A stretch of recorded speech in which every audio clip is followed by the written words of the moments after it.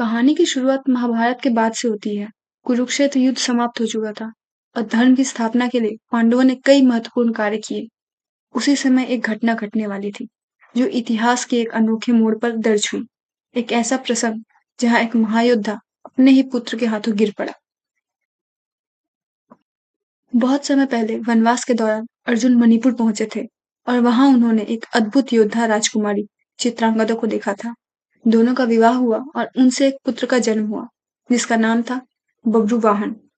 अर्जुन ने मणिपुर की परंपरा के अनुसार अपने पुत्र को वहां का सिंहासन दिया और चित्रांगदा को वहीं छोड़ अपने भाइयों के पास वापस लौट आए।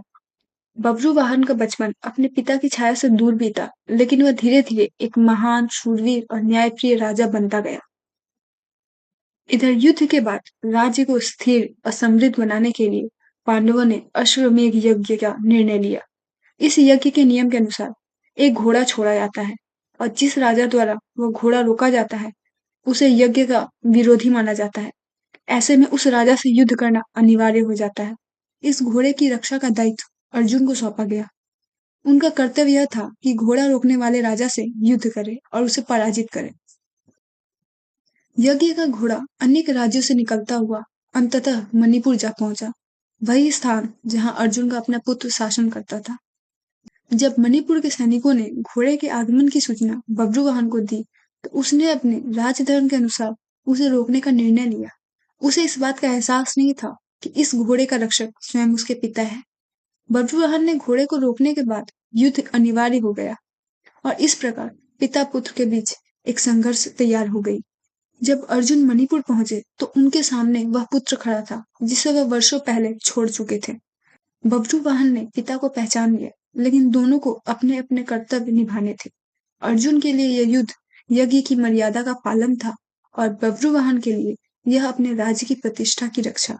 इस प्रकार भावनाओं के परे दोनों योद्धा धर्म के अनिवार्य मार्ग पर खड़े थे।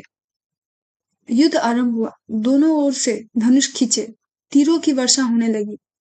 अर्जुन का अनुभव, गति और कौशल अतुलनीय था, लेकिन बब्रुवाहन भी कम नहीं था। वह अर्जुन की ही शक्ति और चित्रांगदा के साहस का संगम था।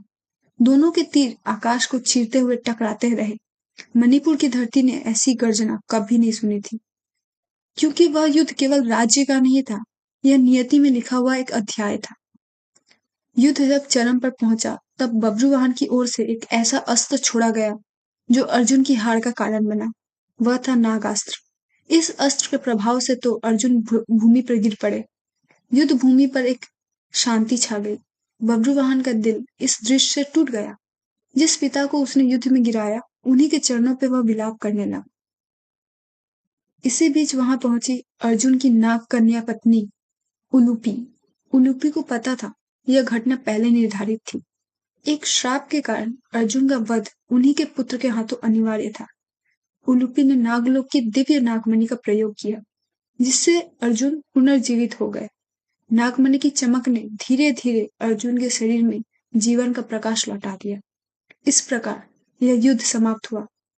यह कथा बताती है कि धर्म और कर्तव्य की राह पर कभी कभी अत्यंत कठोर निर्णय भी लेने पड़ते हैं।